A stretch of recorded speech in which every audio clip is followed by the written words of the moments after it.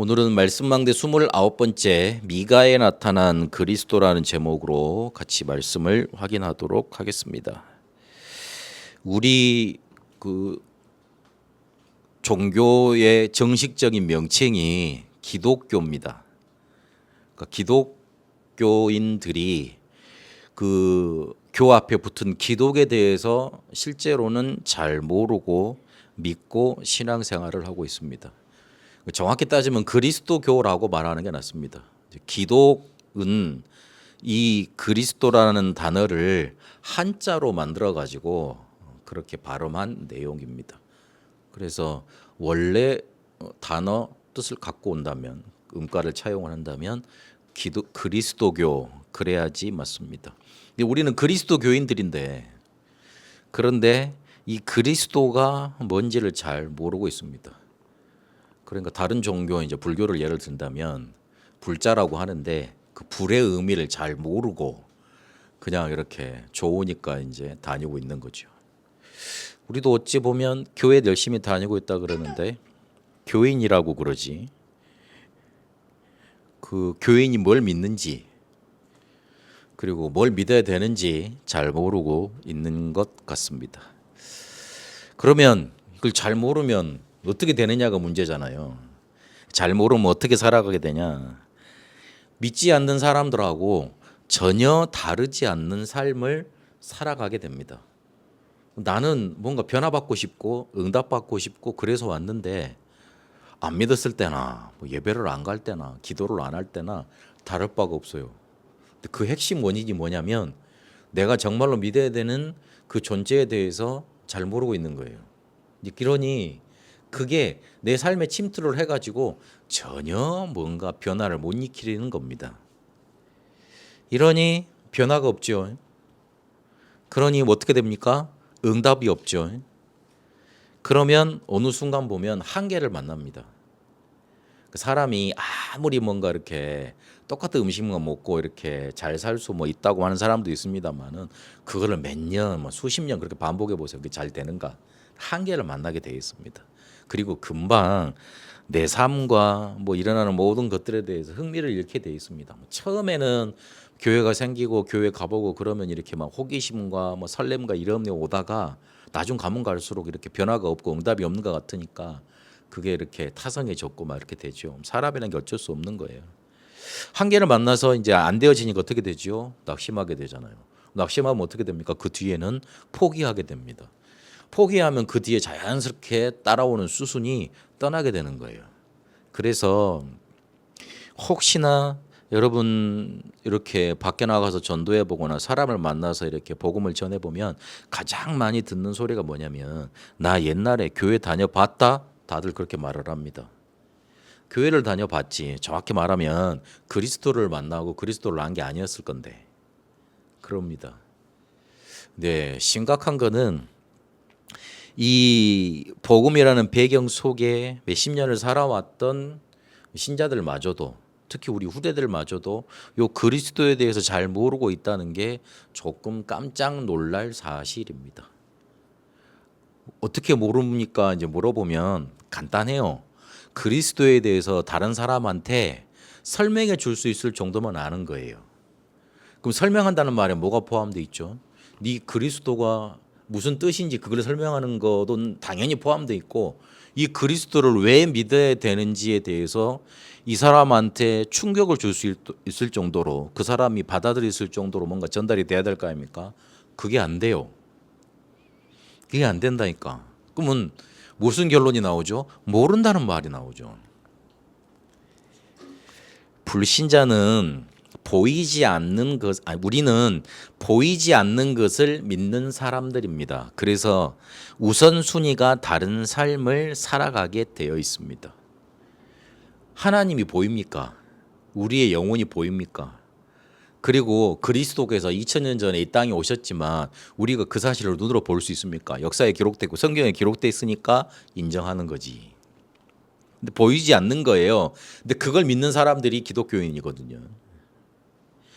그래서 보이지 않는 것을 우선순위에 놓고 다른 삶을 살아가는 사람들이 그리스도교인, 기독교인들입니다.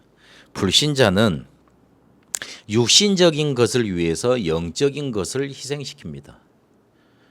그러니까 먹고 살고 내게 만족이 되고 평안이 되는 것 위해서 다른 것은 뒤로 밀어놓습니다.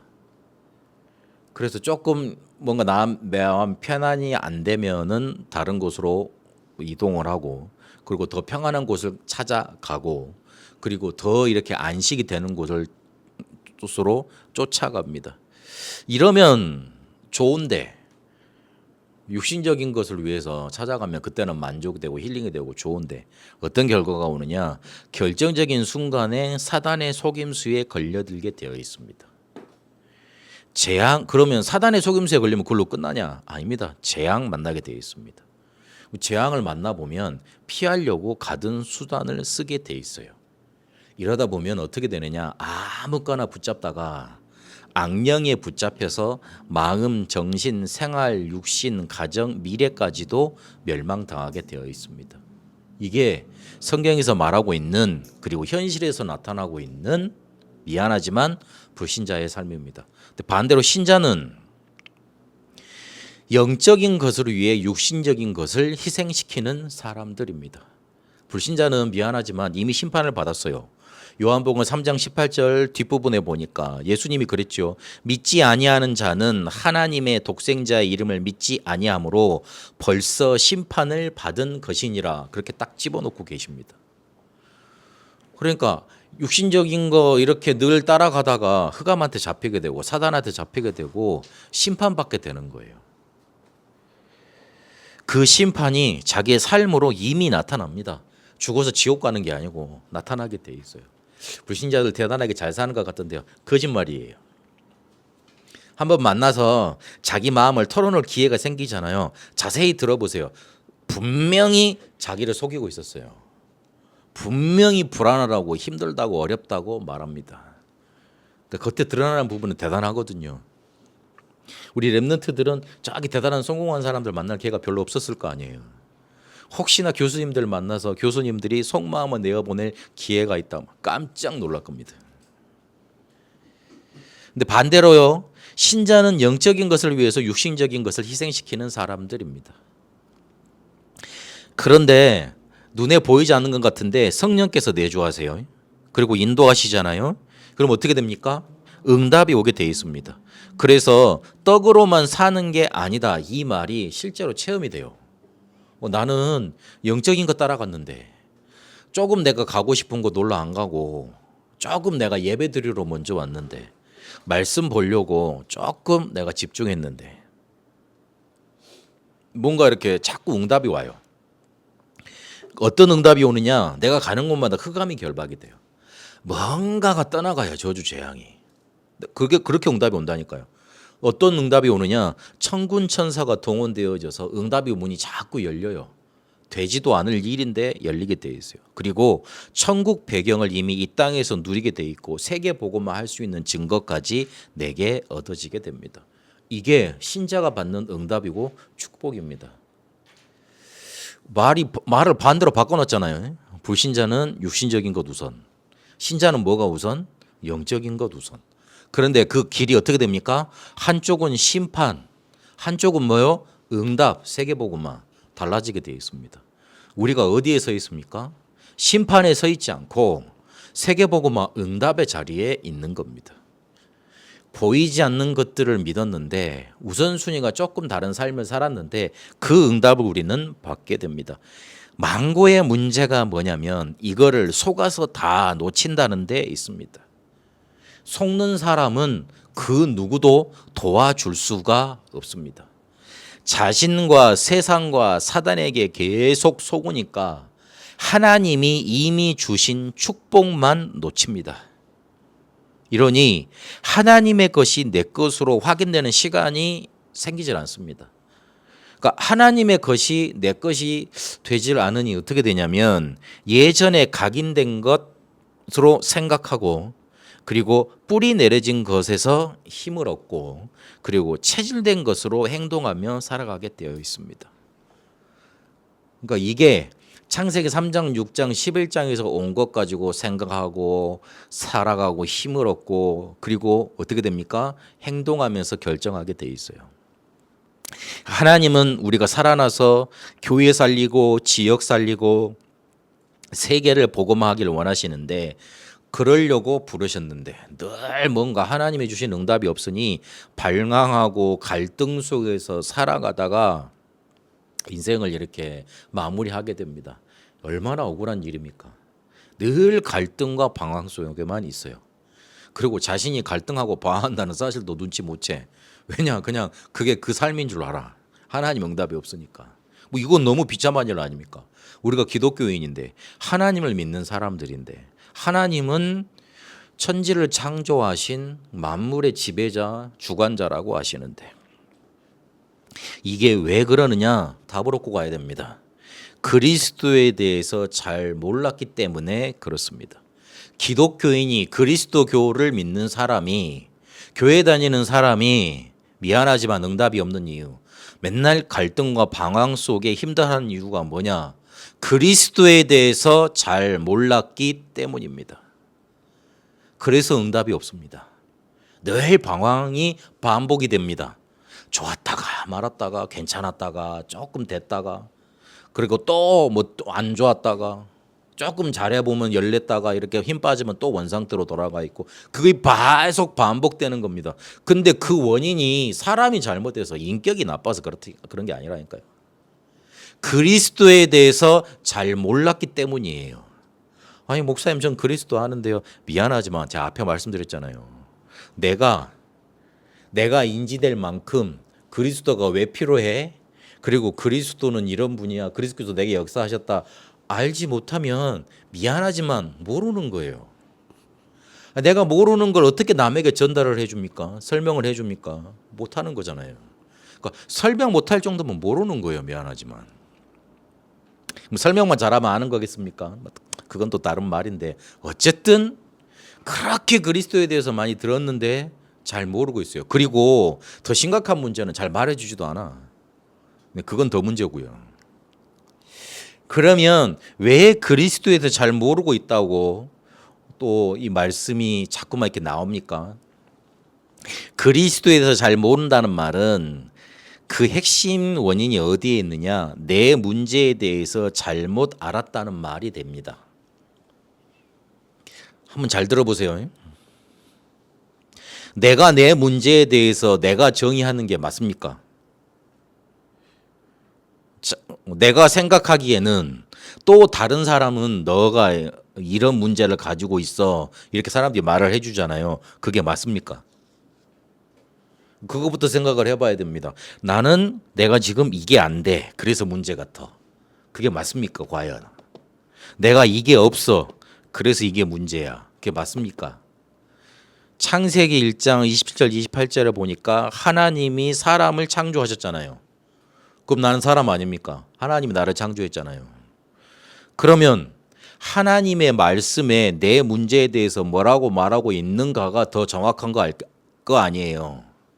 근데 나는 나를 짓지도 못했으면서 나는 내 삶을 완벽하게 통제했다고 그렇게 딱 뭔가 이렇게 속아 있으면서 내가 내 삶을 좌지우지할 수 있다고 생각을 하고 내가 내 삶의 주인이라고 생각을 합니다. 그래서 내 문제를 내가 규정하고 있습니다. 미안하지만 아닙니다. 내가 나를 만들지 않았잖아요. 그리고 미안하지만 내가 가는 날짜도 내가 정할 수 없어요. 그렇습니다. 정확히 따지고 보면 내 삶도 내가 주관해서 갈 수 없습니다. 정확히 따지면. 그래서 나는 나의 주인이 못 되고 그렇다면 나는 내 문제를 제대로 규정할 수 없습니다. 그렇다면 나를 만드신 하나님께로 가서 내 문제가 뭔지를 물어봐야 됩니다. 물어볼까 봐 성경에 알려주셨습니다. 창세기 3장에 너의 문제는 하나님을 떠나서 하나님과 함께하지 못해서 온 거다 말해놓고 있습니다. 그게 로마서 3장 23절에 그게 죄야 말해놓고 있습니다. 우리가 사람에 대해서 악감정을 품는 거, 그래서 저 사람을 막 어떻게 해버릴까 하면 그런 분노, 화에 사로잡히는 거, 그래서 실제로 범죄로 일어나는 거 죄입니다. 그러나 그 죄는 드러난 것이요 진짜 죄는 뭐냐? 하나님을 떠나 하나님을 모르고 하나님을 배반하고 하나님께 대적하는 것까지 가버리는 것. 창세기 3장 6장 11장 속에 내가 살고 있고 그것이 나의 인격과 모든 삶을 지배하고 있는 것 자체가 바로 죄입니다. 오물통 있잖아요. 거기에 빠져버리면 내가 온 오물을 뒤집어 쓰고 그리고 살도 썩게 되고 병도 얻게 되고 냄새도 나게 돼 있어요. 죄의 바다 속에 우리가 꽉 빠져버린 거예요. 거기에서 살아가고 있어요. 그 속에 살아가고 있으니 원래 맡는 냄새가 죄의 냄새요. 거기에서 드는 모든 보는 것들이 죄의 장면들이요. 거기서 생각나는 모든 것들이 죄의 판단들이고 생각들인 거예요. 그 뒤에 누가 사로잡고 있느냐? 사단이 사로잡고 있습니다. 사람들이 가끔요, 저기 뭐 우상 차려놓고 이렇게 하는 거 이렇게 별로 심각하게 생각을 안 하더라고요. 차 사놓고 이렇게 막 그 차에다가 이렇게 막걸리 뿌리고 앞에다가 차려놓고 쿠팡에서 다 그 세트가 있더만요. 그거 해가지고 이렇게 하고 이렇게 사진 찍고 인증 찍고 별거 아니라고 생각을 하더만요. 미안하지만 절하는 순간 귀신 역사예요. 그거 살려고 마음 먹는 순간 사단 역사예요. 왜? 그것도 절하려고 그거 지키려고 사기로 마음을 먹었기 때문에 그 마음 먹는 순간 그 영혼을 사로잡게 돼 있어요. 친구만 나쁜 친구 사귀어도 똑같은 거 따라하다가 멸망하는데 우리 영적으로 가장 중요한 부분에 흑암이 역사해봐야 어떻게 되겠는가. 성경은 우리의 문제를 뭐라고 말하고 있냐? 우리를 지으신 창조주께서 우리의 문제를 뭐라고 규정해 놓고 있느냐? 하나님 떠났다, 죄다, 사단이다. 간단한 이 세 가지 단어로 우리의 문제를 알려주고 계십니다. 정확하게 말하면 더 복잡하게 말하면 이해할 사람이 없어요. 또 자기식으로 생각을 한다니까. 그래서 세 가지 단어로만 설명하셨어요. 하나님 떠났다, 죄다, 사단이다. 그게 창세기 3장에서 시작이 됐기 때문에 창세기 3장 문제라고 말하고 있습니다. 이게 절대 불가능이에요. 사람들이 이걸 해결해 볼 수 있다고 생각을 하거든요. 미안하지만 죄라는 근본 의미를 몰라서 그래요. 죄는 절대 불가능이에요. 내가 스스로 해결하고 갚으면 되지 않냐 그러는데 죄와 그 시작 그리고 그 뒤에 역사는 사단의 존재에 대해서 몰라서 그래요. 그로 인해서 일어나는 저주 재앙 너무 많습니다. 저희 집안 얘기를 하려고 그러면 한도 끝도 없을 만큼 제가 체험한 저주 재앙을 얘기하면 한도 끝도 없을 만큼 많은 게 바로 이 죄라니까요. 이게 바로 성경에서 말하는 하나님이 우리에 대한 문제 규정 이겁니다. 이걸로 내 문제가 봐져야 돼요. 그러지 않고서는 그리스도가 절대 붙잡히지 않아. 내가 좀 해결할 것 같으면 왜 그리스도가 필요합니까? 나 좀 해결해 놓고 그리스도 좀 이리 와봐서 요거 좀 해결해 봐요. 부리는 종으로 쓰면 되지. 근데 그렇게 그리스도가 오시지 않았잖아요. 구원자로 구세주로 온 것 아닙니까? 그래서 하나님이 죄가 이런 것이기 때문에 우리의 문제가 창세기 3장, 로마서 3장, 요한복음 8장 문제이기 때문에 하나님 떠난 죄의 사단의 문제이기 때문에 뭘 하시기로 작정을 하셨냐면 길을 내시기로 작정을 하셨어요. 그 이름이 바로 그리스도입니다. 요한복음 14장 6절에 그리스도께서 자기 자신을 설명을 하셨습니다. 뭐라고 설명을 하셨습니까? 내가 곧 하나님 만나는 길이다 설명을 했습니다. 또 뭐라고 설명했습니까? 거짓의 아비가 만든 속임수에서 빠져나오는 그 진리다. 죄로 인해 죽은 우리에게 재창조의 능력으로 생명 주시는 참 생명이다. 그 생명이다. 그래서 자기를 보고 길이요, 진리요, 생명이다. 그렇게 말하고 계십니다. 하나님 만날 수 없어서 하나님을 떠나서 문제가 왔는데 하나님 만나는 길. 거짓의 아비 요 사단이 만든 속임수에 우리는 빠져서 죽을 수밖에 없는데 거기에서 해방시킨 참 진리 죄로 인해서 우리는 죽을 수밖에 없는데 재창조 능력으로 우리를 건지신 참 생명 그래서 그리스도에 대해서 우리는 잘 알고 있어야 됩니다. 이 그리스도를 오늘 미가서 5장 2절에 보니까 뭐라고 말하냐면 그분은 참 하나님이시오 참 사람이라고 말하고 있습니다. 미가서 5장 2절에 그의 근본은 상고에 영원에 있느니라 그랬습니다. 그분은 참 하나님이십니다. 그리고 참 사람 되십니다. 요한복음 1장 1절에 3절까지 보니까 그리스도는 태초에 말씀이 계시니라. 이 말씀이 하나님과 함께 계셨으니 이 말씀은 곧 하나님이시라. 그리고 그가 태초에 하나님과 함께 계셨고 만물이 그로 말미암아 지은 바 되었으니 지은 것이 하나도 그가 없이는 된 것이 없느니라. 그렇게 말하고 있습니다. 영원 전부터 계셨고 천지를 창조하셨고 말씀으로 천지를 창조하시고 말씀이 곧 예수 그리스도예요. 빌립보서 2장 6절에 보면 예수 그리스도는 하나님 자체이시고 근본 본체시나 그랬어요. 그런데 하나님과 동등됨을 취할 것으로 여기지 않고 인간의 몸을 입고 이 땅에 오신 분입니다. 계시록 1장 8절에 보니까 나는 알파와 오메가라. 알파 오메가 무슨 뜻이죠? 헬라어에 보면 제일 첫 번째 알파벳 알파, 제일 끝 알파벳 오메가, 처음과 끝이라는 말입니다. 전에도 있었고 이후에도 있을 거다. 그리고 장차 올 거다. 전능하신 자라 그렇게 말합니다. 모든 것의 시작과 끝이 되십니다. 미가서 5장 4절 특히 보면 그가 호의와 능력과 그의 하나님 여호와의 이름의 위엄을 의지하고 서서 목축하니 그들이 거주할 것이라. 이자 그가 창대하여 땅끝까지 미치리라. 권능의 치리자로 나타나신 겁니다. 성부 하나님과 동일한 능력을 가지셨는데 그분이 곧 하나님이십니다. 풍랑이 일어나는 바다를 명하니 그 바다가 잔잔해졌어요. 귀신에게 명했는데 그 귀신이 쫓겨났어요. 명하지도 않았는데 알아서 도망을 갔어요. 병을 고치셨어요. 그리고 죽은 자를 살려내셨습니다. 이스라엘은 이 정도 얘기 들으면 아, 그 사람이 바로 하나님이구나 그렇게 알아챕니다.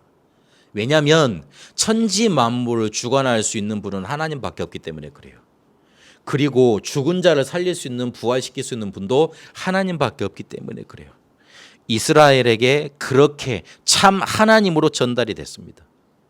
그리고 그분은 참 인간이십니다. 미가서 5장 2절에 보니까 베들레헴 에브라다야 너는 유다 족속 중에 작을지라도 이스라엘을 다스릴 자가 내게서 내게로 나올 것이라.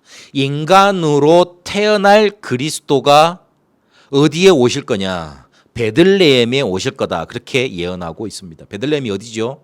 다윗의 고향입니다. 다윗의 후손으로 온다 그랬잖아요. 아브라함과 다윗의 자손 예수 그리스도의 세계라. 족보라. 그렇게 마태복음 이야기하고 있지 않습니까? 마태복음 2장 1절에 6절까지 그대로 성취가 됐습니다. 말 구위에 오셨어요.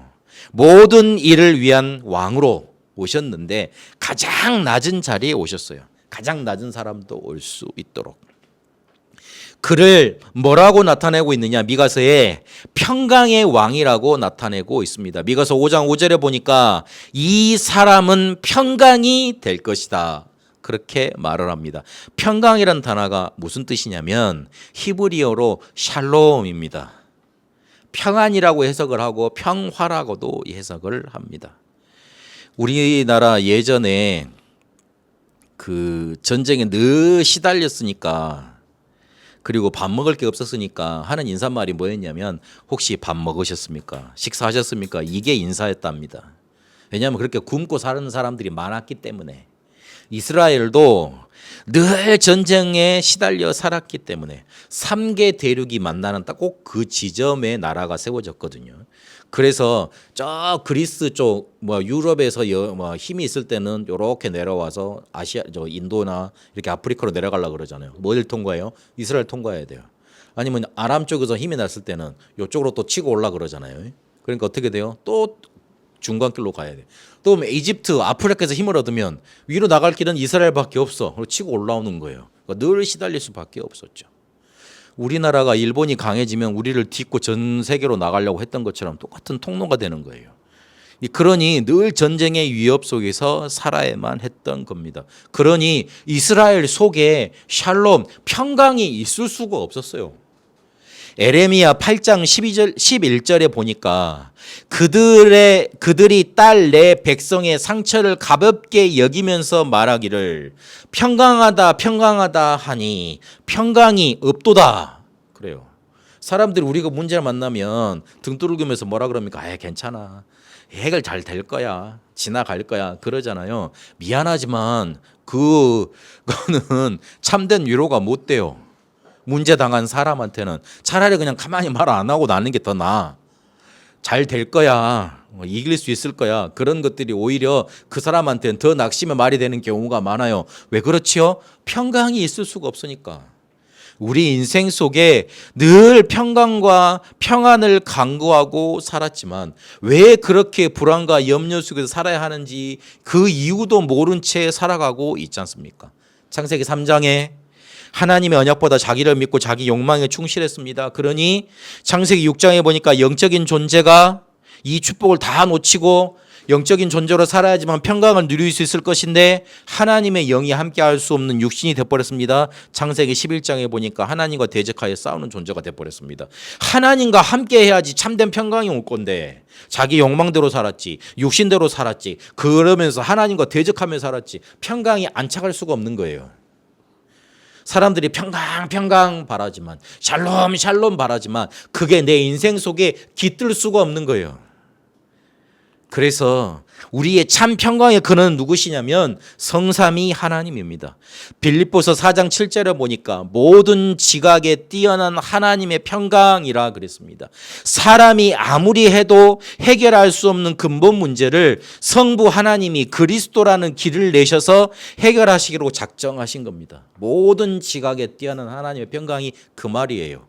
사람들 모든 IQ를 이렇게 동원해봐도 사람들의 문제를 해결할 수가 없어. 근데 하나님은 그리스도라는 길을 내셔가지고 평강의 근원을 내신 겁니다. 그리고 요한복음 14장 27절에 보니까 그리스도께서 오셔서 내가 세상과 같지 아니한 평안을 너희에게 주겠다 약속하십니다.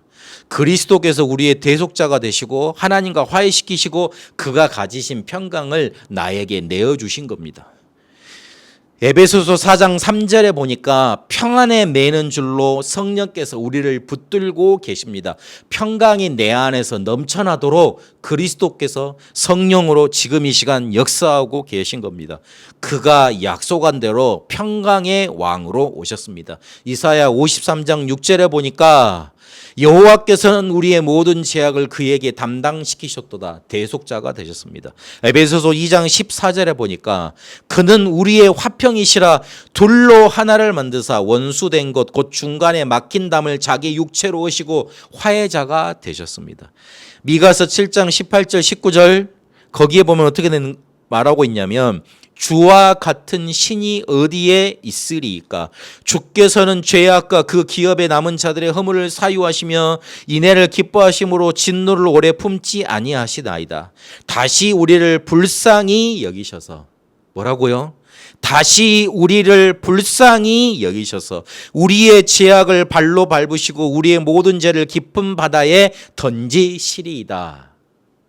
우리의 죄를 없이 하겠다. 우리의 죄를 생각지도 않도록 깊은 바다에 던지겠다. 바로 치유자가 되시는 겁니다.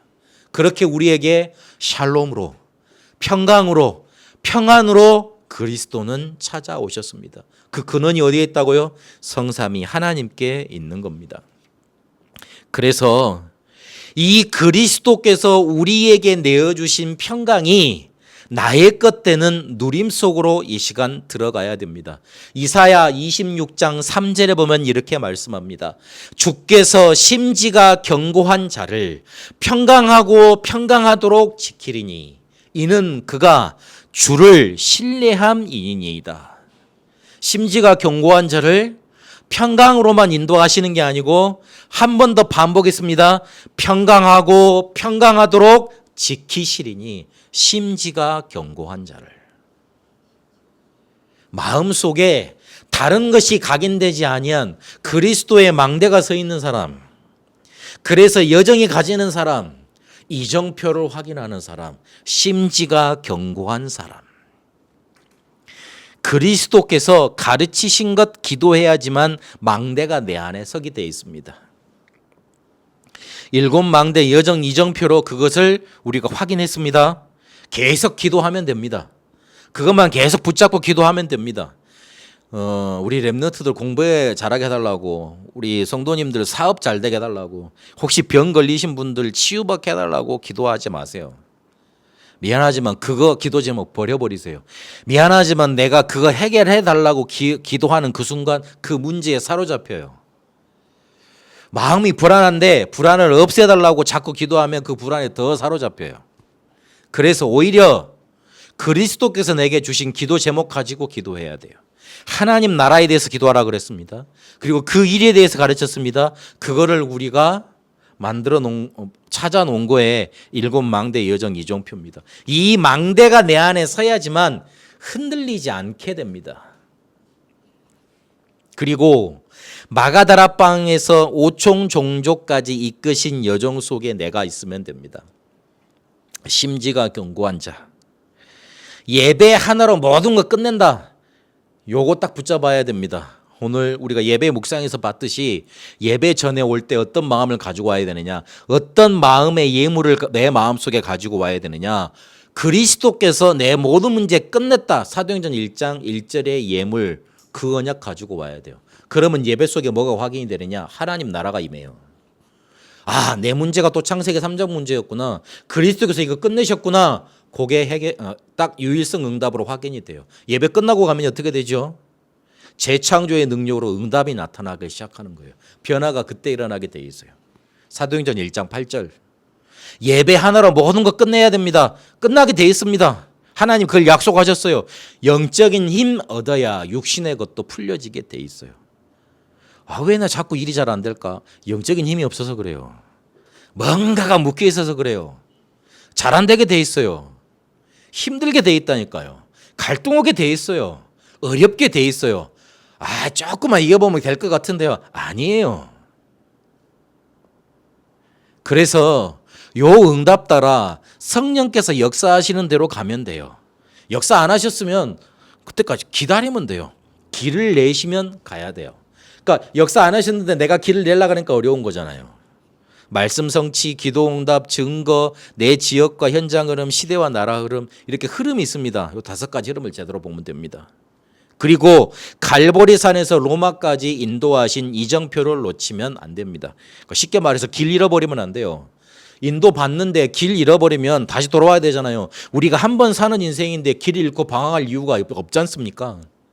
그래서 중요한 언약을 붙잡고 내게 이정표가 될 만큼 정확히 누리면 됩니다. 흘려내버리면, 말씀 붙잡고 그냥 흘려버려버리면 아무 응답이 없습니다. 그래서 이걸 응답을 확인하려고 설교도 적고 메시지 녹취도 하고 그러는 거예요. 그런다니까요. 새가족과 후대 랩런트가 그대로 따라오면 내 성경적인 전도 응답을 내가 받았던 대로 그대로 받을 수 있겠다. 그 정도로 누려가면 됩니다. 그게 정확히 응답받는 겁니다. 평강의 왕으로 오늘 미가 선지자는 그리스도를 나타내주고 계십니다. 그리스도가 어디서 탄생해야 될까? 그 어디 구약 성경보다 정확하게 예언하고 계십니다. 그가 우리의 모든 문제 해결자가 되셨습니다. 그리고 지금도 우리와 함께 하시며 역사하고 계십니다. 그 응답을 붙들고 여러분의 나가는 삶 속에, 현장 속에 그대로 성취되는 응답, 평강이 임하는 응답, 샬롬이 여러분에게 임하는 응답으로 넘쳐나게 되시길 축복합니다. 살아계신 하나님 감사합니다. 우리 렘넌트들과 귀중한 성도님들에게 그리스도를 또한 나타내 주시니 감사합니다. 우리에게 나타내 주신 이 그리스도가 평강의 왕이요, 그리고 실제로 다윗의 후손으로 오셔서 우리의 모든 문제 해결자 되셨음을 이 시간 확인했습니다. 우리가 가는 현장 속에 그 어떤 문제도 문제되지 않음을 보게 하옵시고, 우리 속에 망대가 세워지고 하나님께서 이끄시는 여정을 가게 하시고 실제로 우리에게 만들어주신 이정표를 붙잡고 확인하며 하나님의 응답 속에 있게 하여 주옵소서. 살아계신 우리 주 예수 그리스도 이름으로 기도합니다. 아멘.